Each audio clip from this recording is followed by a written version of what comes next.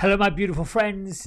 This is your friend Kevin from Charlotte, North Carolina. Today is Friday, the 20th of January, 2023. I'm here with my friend Freddie the Teddy, and this is your card of the day.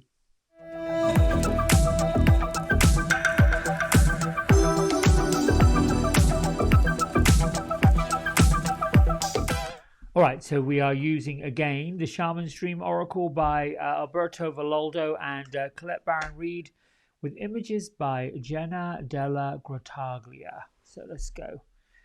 Angels, ancestors, Father in the sky, Mother in the earth, thank you for these messages. I set the intention that whatever message is drawn from this oracle card be for the highest good of all concerned, so be it, so shall it be. Well, look, these two popped out. Now, I did my own shuffle this morning, and this one came out, jumped out. So it's jumped out again, and I was shuffling. So there's a big message for all of us here. And since there's two, one is going to influence the other, or both of them together. So 1 second, let me get my head around what this two card spread would possibly mean for you. Well, number 5, it is a learning number. It is a transitional number. It's a number that's sort of like what I want to call the elevator that goes between floors. On your way, on your journey, there's still a few things to do. One of those things that needs to happen is we have to close off, cut off, and stop anything that has held us back, got in our way. Now, I know this has been a repeated message, and it keeps repeating itself. That's because, for the longest time, 2 years, 3 years, however long it's been since 2020, we've sort of been in this holding pattern where nothing happened. 2021, there was like half in and half out. 2022 got the ball rolling again, and then here we still had some of that leftover debris from the middle of 2019. So it's been a time warp of cattywampus nonsense. And so now it's time to literally close the door. And by doing that, we're entering a number 7 year. 2023 adds up to the number 7, and that's really all about clearing out that stuff, which I believe is closing the door, completing anything that could be going through closets, even more so than you have. Setting up your if you've got a garden, if you've got an outside space in your house, anywhere like that where there's nature, that's a really good place to clean and clear. If you're in the northern hemisphere, it's the middle of winter, so it's a good time to take care of whatever dead weeds, dead vines, dead cuts, whatever that is for you. Clear it out, dig it up, get done with it. Now, as a result of closing the door, I believe the dragon's horde, which is really what we see right now, is this ethereal dragon holding on to the keys of the kingdom, the keys of your kingdom right here, and looking into the crystal, looking into the future, protecting the future. Now, this could look like a dragon's egg about to be birthed. We cannot birth ourselves into something new and different if we're still holding on to resentments, petty jealousies, disagreements, arguments. More importantly than anything else, above all of that, because there's a root where all that comes from, it is insecurity. We have to take back our power. We have to be empowered to be the best version of ourselves that we can possibly be. There are no psychic mediums, tarot readers, fortune tellers, crystal ball lookers that can do that for you but you. They can only suggest that you get out in front of it. Because let's face it, if you're not out in front with your other leaders, I mean, I'm not saying get out in front of everybody else so that you trample on them. I'm sort of take your place in the planet, if that makes sense. Imagine every human being now that has a physical experience is part of the greater audience, part of the greater orchestra. I mean, we've witnessed young folks scrambling to get their channels together, myself included. Um, the circle of light. You're either standing in the circle of light, holding hands and holding up this beautiful vibrational spirit of others, or you're going to get trampled. So the closing door, close the gaps on anything that's getting lost, a bit like insulating yourself. But don't take my word for it. Let's read what Colette Baron Reid and Alberto Villoldo had to say in their description. Number 5, here we go. Because it comes after the caterpillar, so it makes sense. Endings, completion, your greater calling. This is what we have to do. This is what's going on today, right now. When the closing door shows up, it's a call to recognize an ending, to terminate a relationship, a job, a task, or a situation that's been dragging on for way too long. Unlock the cage that's been trapping you and shut the door behind you. Let it go.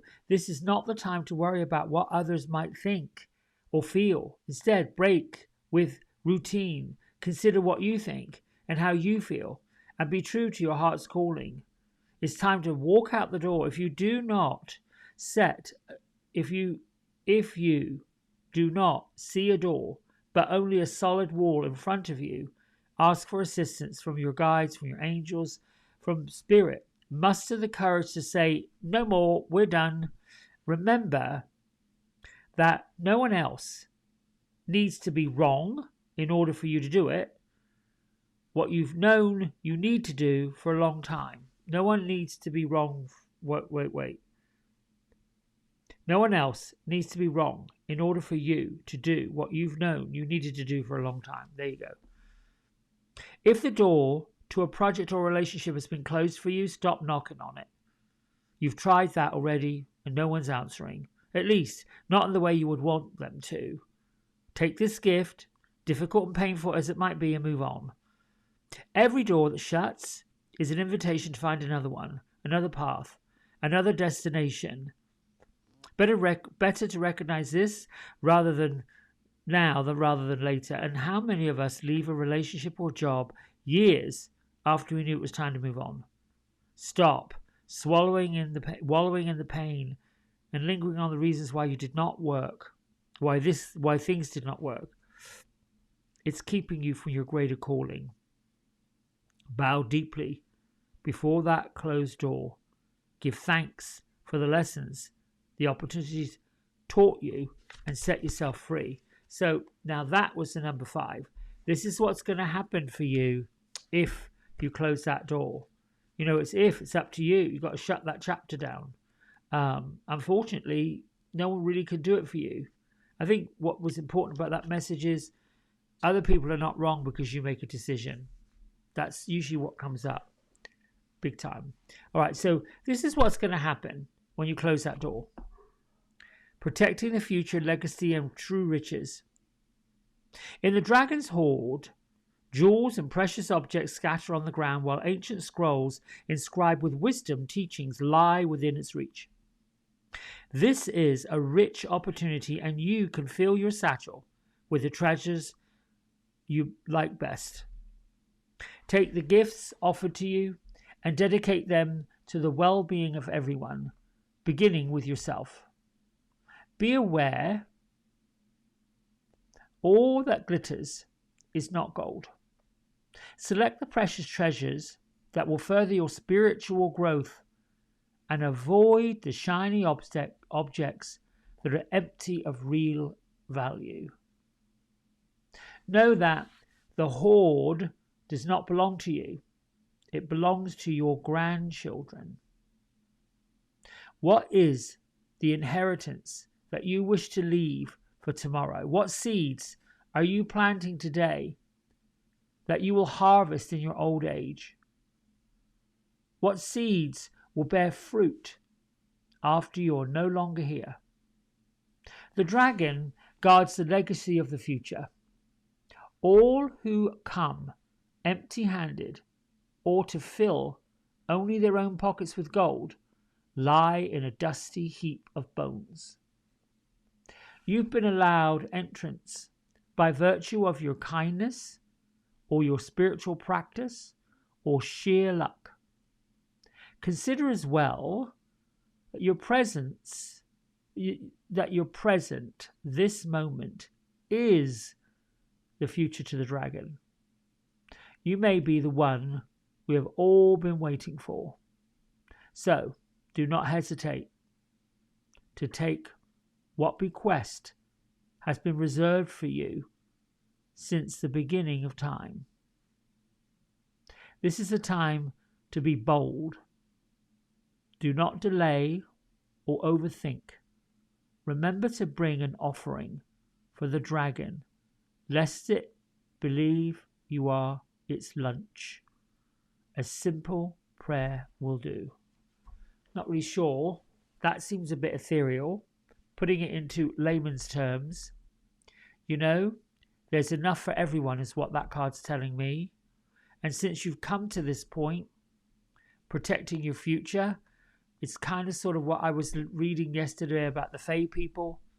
They were being, if you want to be part of that Fae people, if you believe in fairies, you sort of set aside birdseed, other things in the garden, tending to the earth, leaving something behind, that kind of thing. Anyway, have a great Friday.